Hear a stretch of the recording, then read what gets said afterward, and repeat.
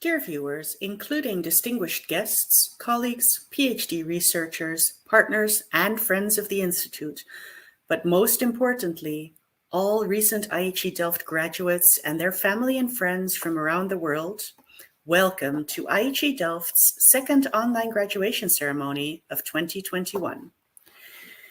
As we are all well aware, this past year has turned our day-to-day lives upside down. Students at IHE Delft are no exception to this. This is why we chose to hold our annual graduation ceremony online.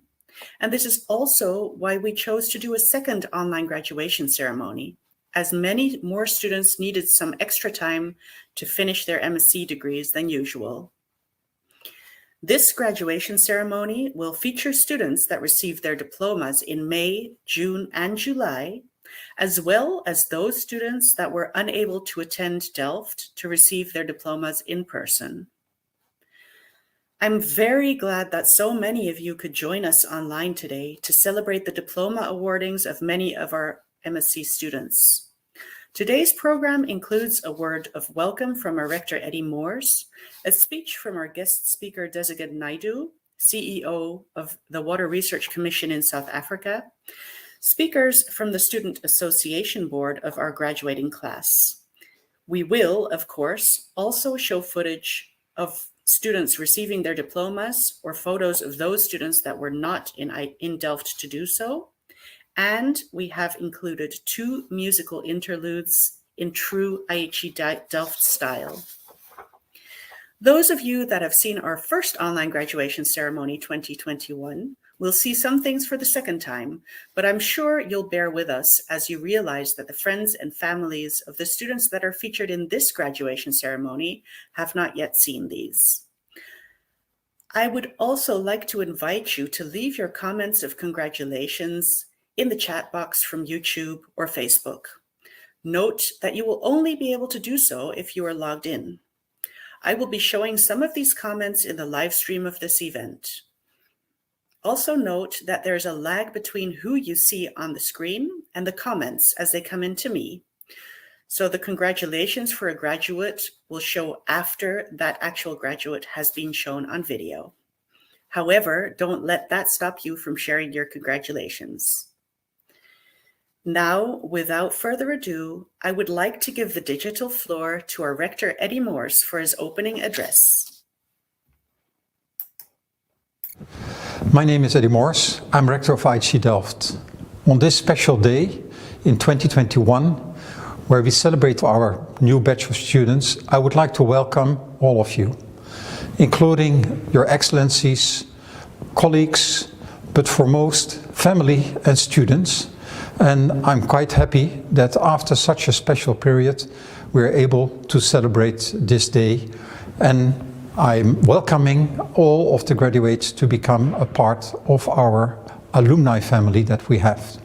And I'm happy that all of you managed to also achieve their final date, their final exams, and passed on.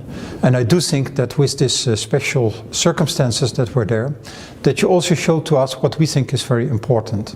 That's not only your academic skills, but also your leadership skills. And we think that leadership is something where it's not about becoming a CEO. No, it's about your willingness to actually use the knowledge that you gained and to apply this to improve the water sector, and through the water sector also the environment and the society around you. So we hope to hear a lot from you when you're back, what you're going to do and what you achieve with the knowledge that you gained and how you applied that. I, on behalf of the Institute, would like to congratulate all of you, and I do hope to see you soon again in the next step of your life and your career. And I hope that even with those difficult days and times that we're in at the moment, that you're still able to celebrate this achievement and this major achievement and step in your life together with everybody. On behalf of IHE Delft, I wish you a very, very good day and a prosperous future. Next up on today's program is our guest speaker, Deseged Naidu, the CEO of the Water Research Commission in South Africa. The Water Research Commission is South Africa's only dedicated water research steering and funding institution, and it is also a long-standing partner of IHE Delft. This is why we are honored that Desigan Naidu agreed to share his insights with our graduates from a water sector perspective. Greetings to the leadership of the University of Delft, and in particular, the leadership and faculty of the IHE program of UNESCO, all of the dignitaries that are in attendance today, and of course, a special greeting to the class of 2021. Congratulations, you have done incredibly well. Colleagues, I am privileged to be able to share a few words with you today on the event of this great occasion, this graduation. But the point I start is a fairly dismal one. We have just been through 2020. And I think we will all agree that we have been through the depths of the Dickensian winter of discontent. And that discontent has been generated by this COVID-19 virus, a pandemic that has engulfed every aspect of our lives. It has affected us economically, as we couldn't work during this lockdown. It has affected our health, of course. It has affected us socially, because human beings are gregarious creatures and we weren't able to express that for the better part of a whole year. It has affected us psychologically as a result of this impact. And of course, it has affected us academically, because in our business, we need physical laboratories, we need to interact with other people, we need to engage. And the other problem that we have with this pandemic is that it's showing longevity. I think many of us thought we would be past this by now with the advent of the vaccines, but it seems like we're in it for the long haul, at least for 2021. And if this is not enough, there are four horses to this apocalypse. In addition to the pandemic, there is, of course, the global climate crisis. And it is intense. And in the global risk register that comes from the World Economic Forum, we see that the global climate crisis is accompanied by three other partners in this environmental quartet. There is biodiversity loss, there's the phenomenon of extreme weather events that we have to grapple with on an almost weekly, monthly basis, depending on where in the world you are. And then there is, of course, the water crisis. And the water crisis in itself has two very distinct dimensions. One is the issue of water insecurity and inability to have the right quantities of water at the right quality level for us to be able to do our daily activities, whether we are individuals or corporate citizens. And then, of course, there's the issue of the conflict that is associated with a diminishing water supply in the world. Some very local conflicts, some very pronounced regional conflicts when we look at places like the Nile River Basin, and of course, the global geopolitics of water conflict is also coming into play. In addition to this, we have the notion of the global economic crisis. Some say that in spite of the dip that we have experienced with the COVID pandemic, we have in fact not really recovered from 2008. And this continues to be a bad dye on the fabric of human society and of our global economies. And then there is the multilateral system. The multilateral system is fractured. It is limping along. It's limping along at the global level, like in the UN system. It's limping along around regional models. For example, the impact of Brexit on the EU, while other places are starting to show some level of resilience associated with this, if we see what's happening, for example, in the African Union environment. But here is the thing about winters of discontent. No matter how hard they are, no matter how cold they are, no matter how dark it is, they eventually disappear and they are thawed out by the promise of spring. And I want to spend a little bit of time on the promise of spring, because this spring of hope has three very distinct theaters of operation. The first of those theaters is the political and social sphere. And 2021 has had a remarkable start to the year much more so than we have seen for many years in the last little while. In January of this year, we saw the Climate Action Summit, hosted by the Netherlands, as you are hosted, and opened by Prime Minister Mark Rutte. It put out, with its 22 heads of state attending and the 50 ministers attending and leaders from every stakeholder group in society, including business, attending, put out that there is a very definite vector of action that we should be pursuing going into the future, and in particular, organizing for adaptation to take its pride of place in the way we engage the climate crisis. In fact, Antonio Guterres made as part of his declaration in the summit that at least 50% of climate finance now needs to be redirected in the direction of adaptation. And for folk in the water sector, this is of course really useful to hear, because what this means is that as energy is to mitigation, water is in fact the key tool around adaptation. So greater investments in our domain is certainly looked forward to. The next theatre of operation is the economic theatre of operation. And in the economic theatre of operation, we've had some very important signals, beginning again in January with the World Economic Forum having its virtual meeting under the banner of the Great Reset. And this is usually significant. This is about admitting that we have been on a difficult trajectory to date, but also, perhaps more importantly, committing to organize, to reset to a much better future going forward. And I prefer to use a much more local word to my environment, a word from Africa. The Swahili word for a fresh start, the Swahili word for reset is upya. We are looking forward to a upya decade and maybe an upya century. But it didn't stop there. This discussion has been continuing with further commitments in various planes, and as we see in April in the spring meetings of the Bretton Woods institutions, the meetings of the World Bank and the IMF, there is once again a commitment in this direction. In fact, the theme of the spring meetings this year has been economic recovery towards a green, resilient, and inclusive future. Now, a couple of years ago, we wouldn't have imagined that the Bretton Woods institutions would be speaking this way, because they have been the primary supporters of an old economic paradigm.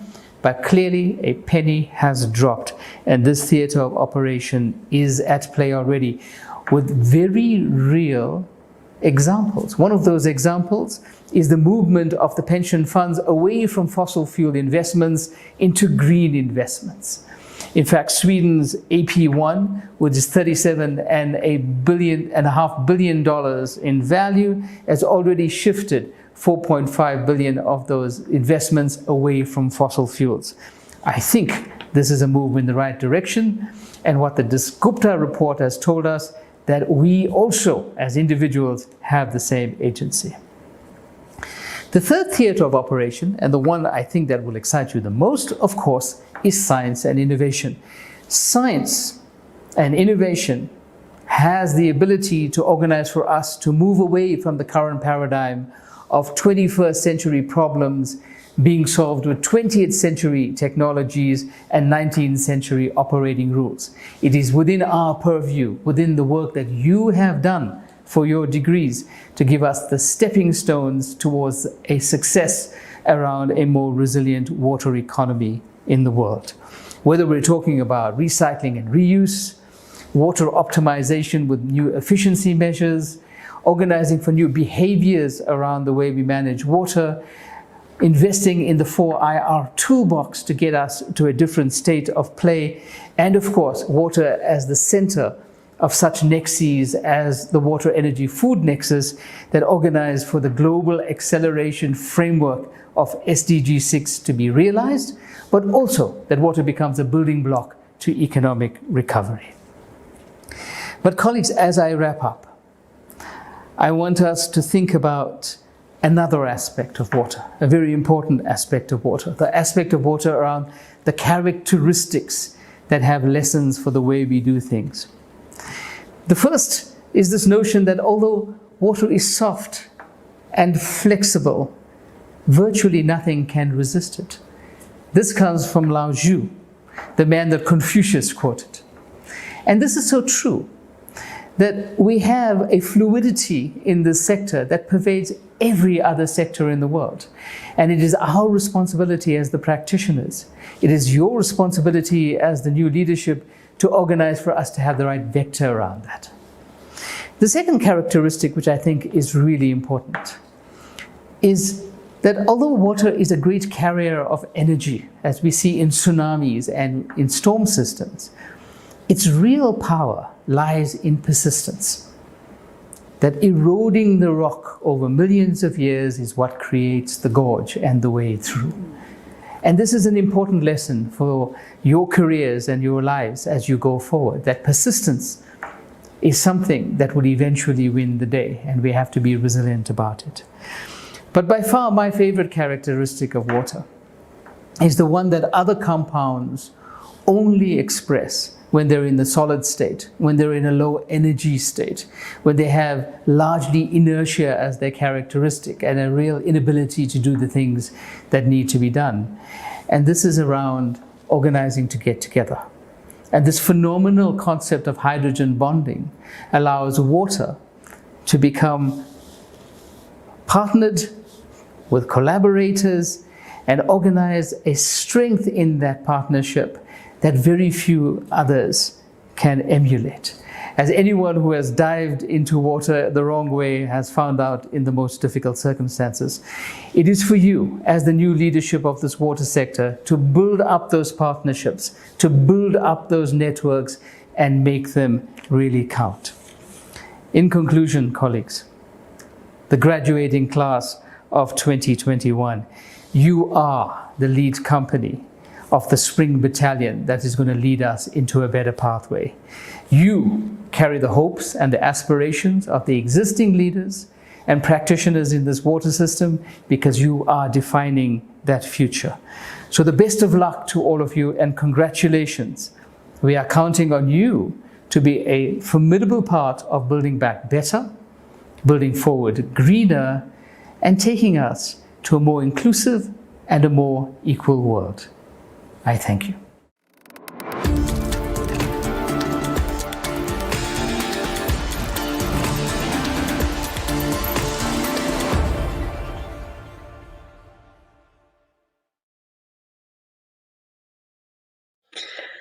I would like to thank Desigan Naidu so much for his hopeful message.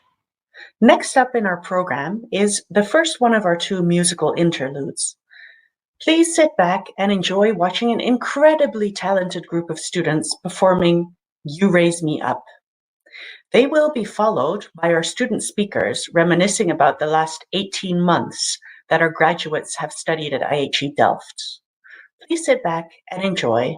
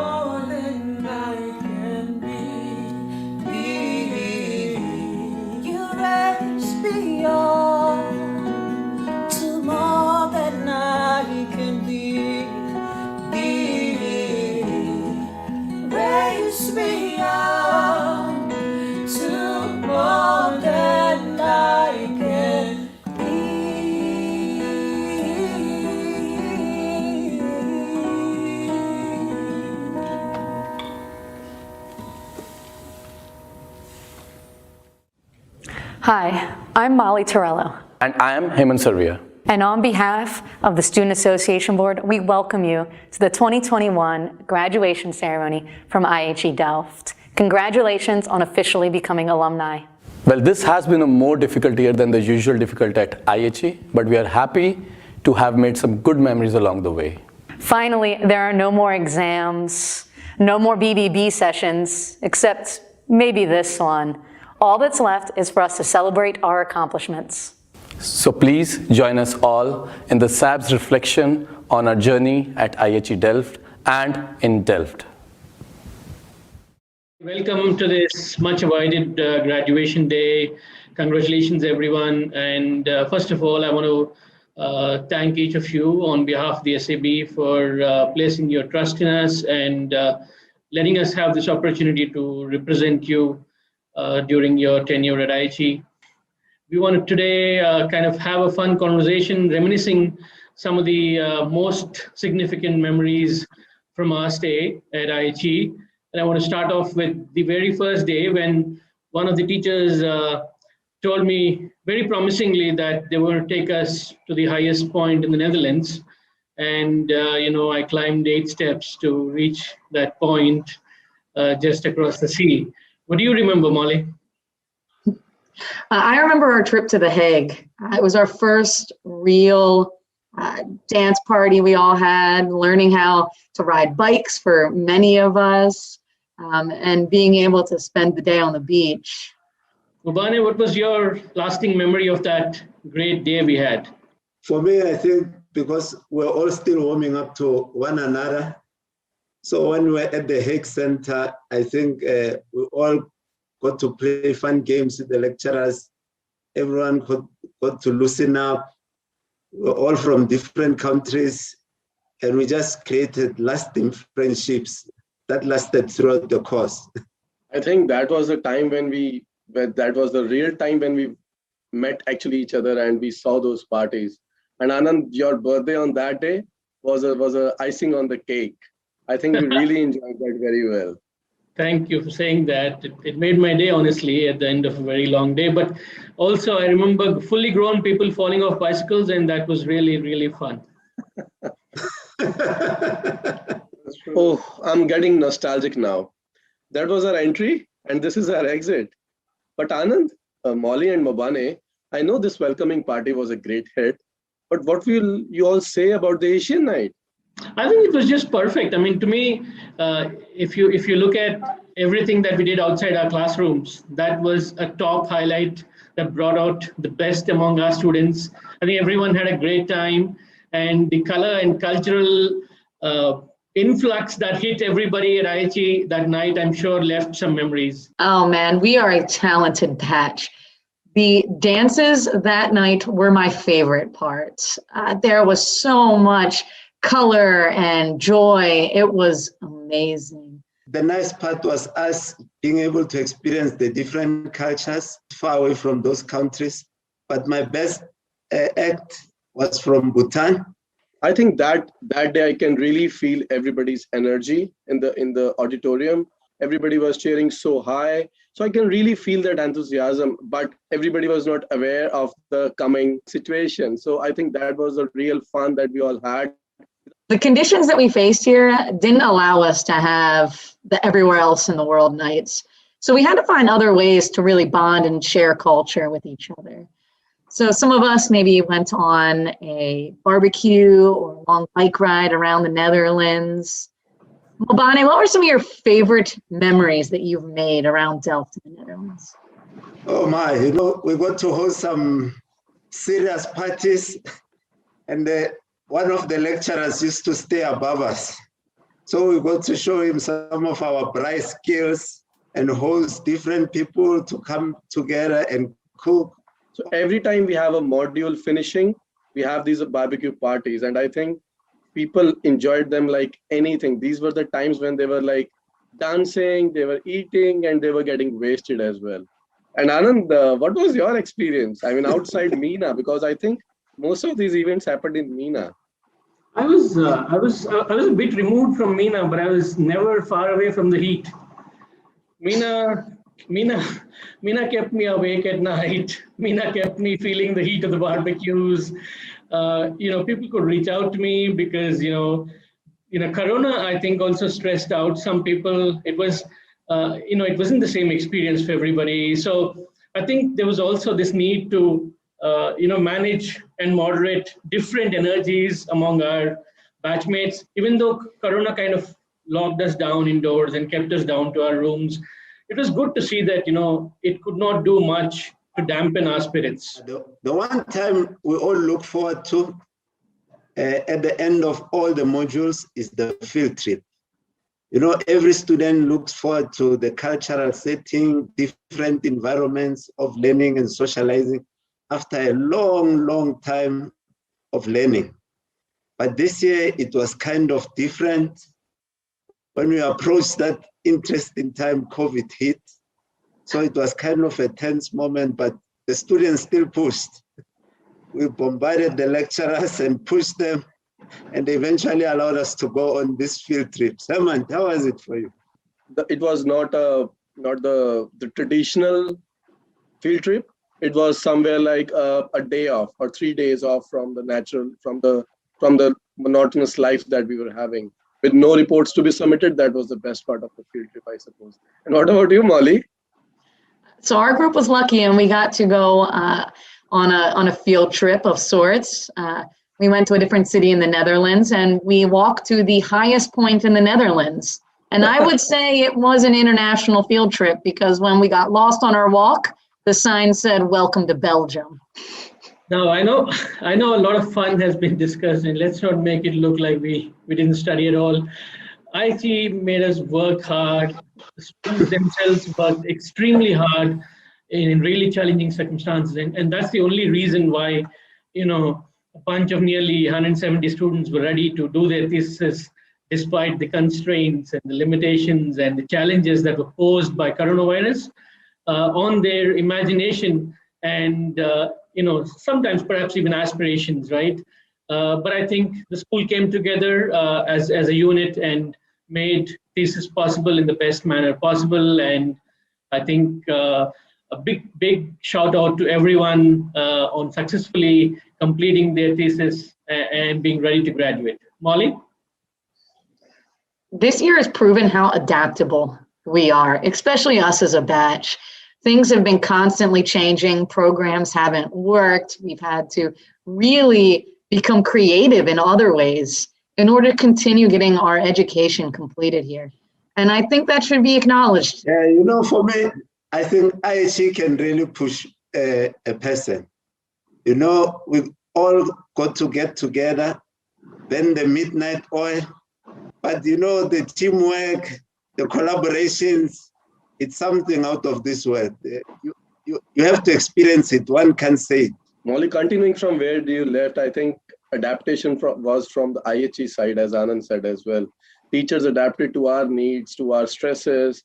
So that said and that done, I think on behalf of SAB, I like to congratulate everybody who is graduating today and they are ready for the next ventures in their life. What do you say, Anand? Yes, absolutely. And I just cannot tell you how grateful I am on behalf of all of us for having this opportunity to learn and live at IHE. And I really wish every one of our fellow students great success in their lives, continue to excel as you have at IHE, and all the very best. I hope you enjoyed listening to the address by Association Board members of this graduating class.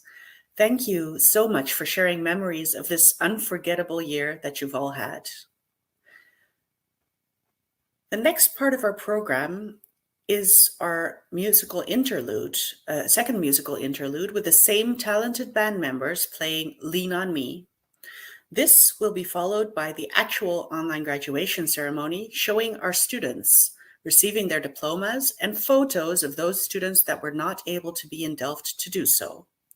Don't forget to share your messages of congratulations via the chat box as you sit back and enjoy this festive event. Please stay safe, and we look forward to meeting many of you including our recent graduates, in the future.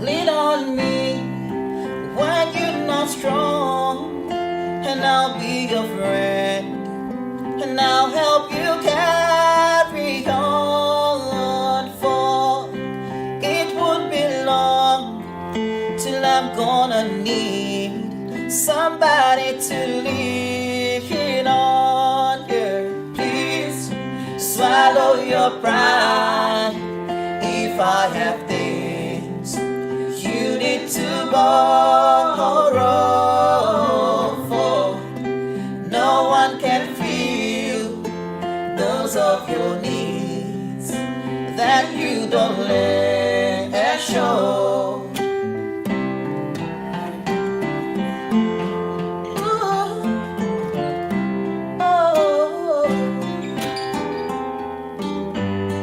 Lean on me, lean on me.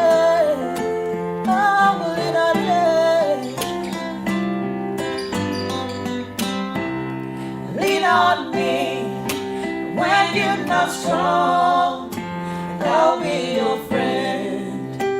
I'll help you carry on. For it won't be long till I'm gonna need somebody to lean on.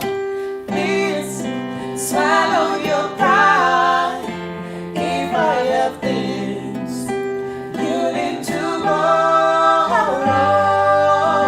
for no one can feel those of your needs that you don't let show. So just come on, brother, when you need a hand. We all need somebody to lean on. Just might have a problem that you'd understand. We all need somebody to lean on. Just go on, brother, when you need a hand. We all need somebody to lean on. And just might have a problem that you'd understand. We all need somebody to lean on. So just go on, brother, when you need a hand. We all need somebody to lean on. And just might have a problem that you would understand. We all need somebody